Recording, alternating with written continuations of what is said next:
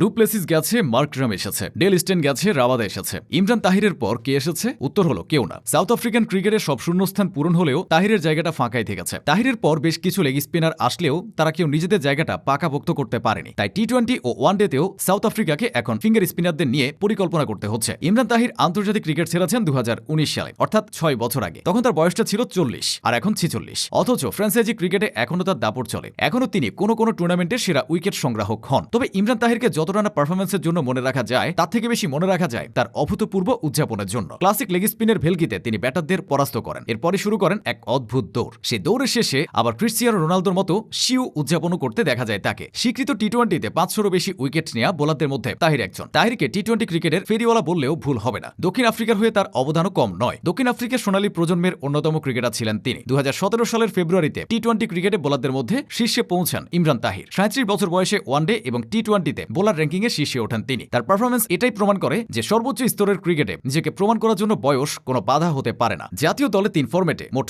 165 match খেলেছেন Tahir. Wicket পেয়েছেন প্রায় 300টি। টেস্ট ক্রিকেটে দলে আসা যাওয়ার মধ্যে থাকলেও সীমিত ওভারের ক্রিকেটে নিয়মিত সদস্য ছিলেন তিনি। 2014 টি-20 বিশ্বকাপের সর্বোচ্চ উইকেট শিকারী ছিলেন তিনি। ওই বিশ্বকাপে 10.91 গড়ে নিয়েছিলেন 12 উইকেট। এরপর থেকে দক্ষিণ আফ্রিকার দলে সব সংস্করণই নিয়মিত হতে শুরু করেন। স্পিন বান্ধব উইকেটে সাউথ আফ্রিকার বোলিং বিভাগকে নেতৃত্ব দিতেন তাহির। প্রথম প্রোটিয়া বোলার হিসেবে তিনি ওয়ানডেতে এক ম্যাচে 7 উইকেট শিকার করেছিলেন। এছাড়া দ্রুততম প্রোটিয়া বোলার হিসেবে ওয়ানডেতে 100 উইকেট শিকারীও তিনি। দক্ষিণ আফ্রিকানদের মধ্যে চতুর্থ বোলার হিসেবে ওয়ানডেতে হ্যাট্রিক করার কীর্তি রয়েছে তার। সবকিছু করলেও খেলার জন্য ধর্মীয় রীতিনীতি মানাই আপোষ করেন না তাহির। রমজান মাসে তিনি রোজা রেখে ক্রিকেট খেলেন। ক্রিকেটের জন্য বিশ্বের বিভিন্ন দেশে সফর করেছেন, তবে নিজের সংস্কৃতি ভুলে যাননি। আশ্চর্যজনক ব্যাপার হলো, যে দেশের হয়ে তিনি এত কীর্তি গড়েছেন, সে দেশের হয়ে কোনোদিন খেলার কথা চিন্তাও করেননি। কারণ তাহিরের জন্ম এবং বেড়ে ওঠা দুটোই পাকিস্তানে। তিনি পাকিস্তানের হয়ে বয়সভিত্তিক দলেও খেলেছেন, ছিলেন পাকিস্তান অনূর্ধ্ব 19 দলের সদস্য। কিন্তু পরবর্তীতে আর সেভাবে সুবিধা করতে পারেননি। পাকিস্তান জাতীয় দলে খেলতে না পারলেও স্রষ্টা তার জন্য ভিন্ন কিছু লিখে রেখেছিলেন। 1988 সালে পাকিস্তান অনূর্ধ্ব 19 দলের হয়ে একটি সিরিজ খেলার জন্য দক্ষিণ আফ্রিকা গিয়েছিলেন তাহির। সেখানে তার বর্তমান স্ত্রী সুমাইয়ার সঙ্গে তার দেখা হয়। কিন্তু তখন তারা কেউই কাউকে ভালোভাবে চিনতেন না। সুমাইয়া পেশায় একজন মডেল ছিলেন। দেখতে দেখতে তার প্রেমে পড়ে গিয়েছিলেন তাহির। ওই সিরিজ শেষ হওয়ার পরে দক্ষিণ আফ্রিকা থেকে পাকিস্তানে ফিরে এসেছিলেন তিনি। কিন্তু দেশে ফিরলেও তার মন পড়েছিল সুদূর দক্ষিণ আফ্রিকায় সুমাইয়ার কাছে। এরপর সময় পেলেই তিনি সুমাইয়ার সঙ্গে দেখা করার জন্য